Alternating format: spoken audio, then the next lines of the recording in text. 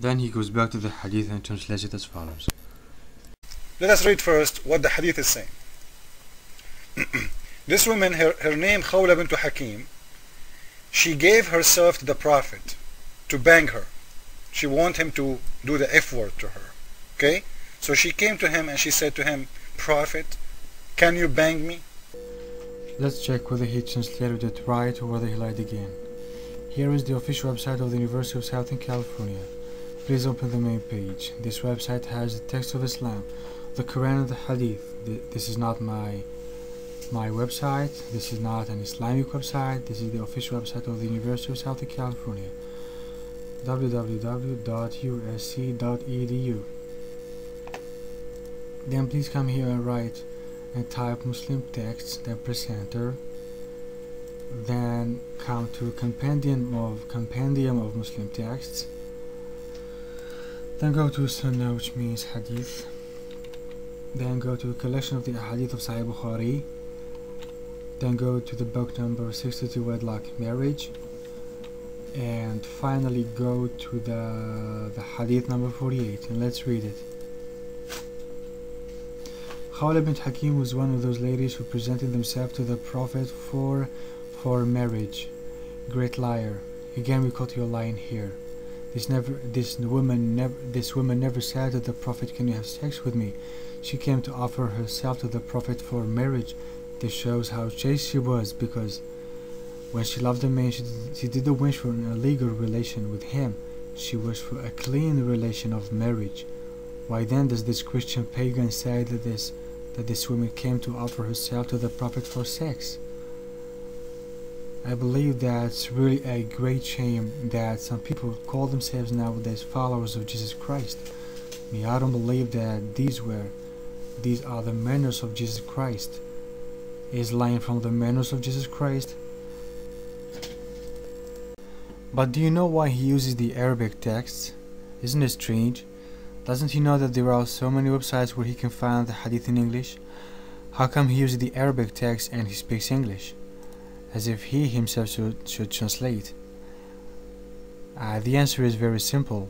If he uses the English texts, whom can he deceive, and the English texts do not fit his translations, or they don't fit his lies?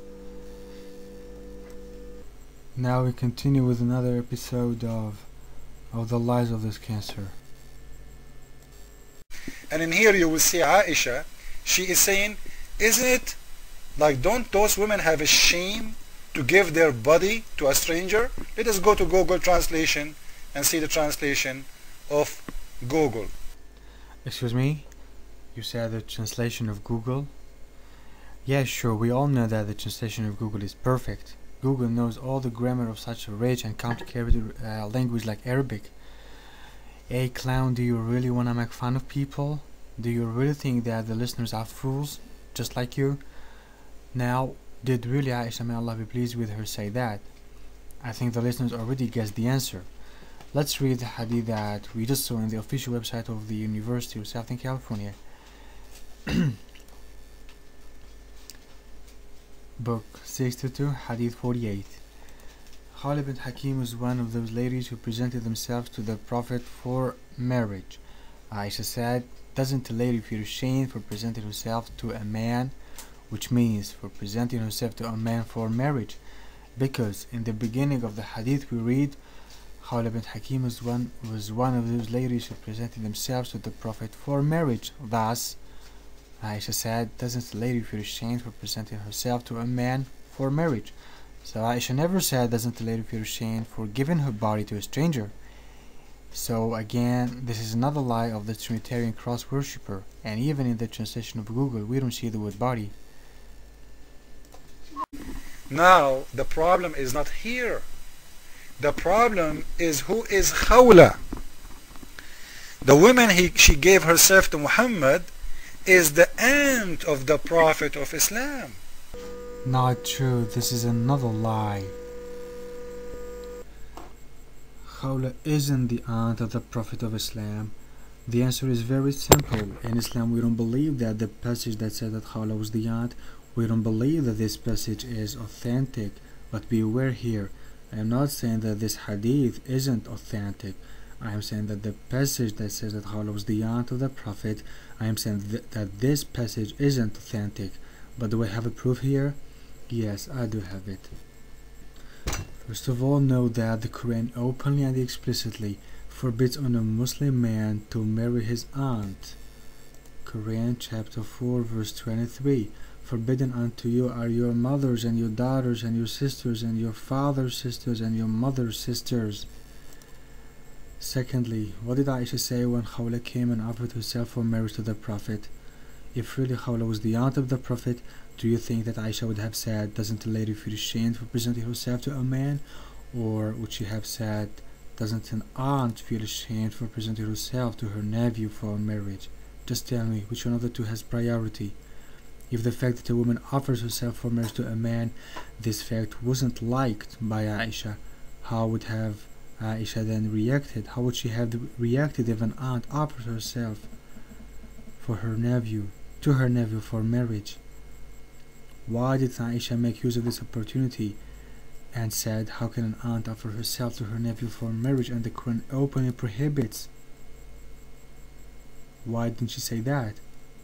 Aisha didn't see anything bad with who was Khawla, but she only didn't like that a woman offers herself to a man for marriage. If the Quran explicitly forbids that an aunt marries her nephew, how can the aunt of the Prophet, how can she come and tell him, marry me? The Prophet also had many enemies, the Jews, the pagans, and many others. If really the Prophet married his aunt, how would have the disbelievers then? How would they have reacted? How would have the haters of Islam reacted if the Prophet married his aunt? The disbelievers would have found that as a golden chance to demolish this man. They would have talked a lot about it and spread it, but we didn't hear any disbeliever who spoke about this. Do you think they didn't think of that? Do you think they would not have the intelligence that these Christian liars have in? Thirdly, the third reason why we as Muslims we don't believe in this passage is, in this narration there is a man named Ata al-Khurasani, and we as Muslims we know that this man had illusions and he mixes up things. We found this information in the science of Hadith. Thus we keep this passage of the Hadith not because we believe in it, but because this is how Ata al-Khurasani narrated it. So we keep it in the Islamic libraries, but we don't believe in that because we know who Ata al-Khurasani was.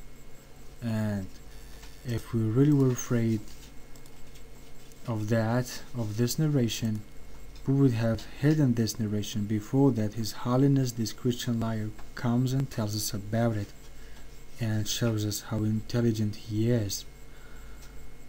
Just want to tell you that Jesus Christ kissed Mary Magdalene on her lips according to the Gospel of Philip. You'll tell me, but the Gospel of Philip is a fake gospel. So I also tell you that this passage isn't authentic because we know who Ata al-Khurasani was. I also can come up with non-authentic Christian sources, such as the Gospel of Philip, where it is written Mary Magdalene, he loved Mary Magdalene and he used to kiss her on her mouth, and he used to love her more than the other disciples. So do you make things lawful for you and unlawful for people? Just as I want to tell you that the Gospel of Judas completely contradicts the Christian religion, but you tell me that the Gospel of Judas is a fake gospel, so I also tell you that this passage that you quoted is also not authentic. So do you want to make things lawful for you and unlawful for people? It doesn't lead anywhere to bring non-authentic references.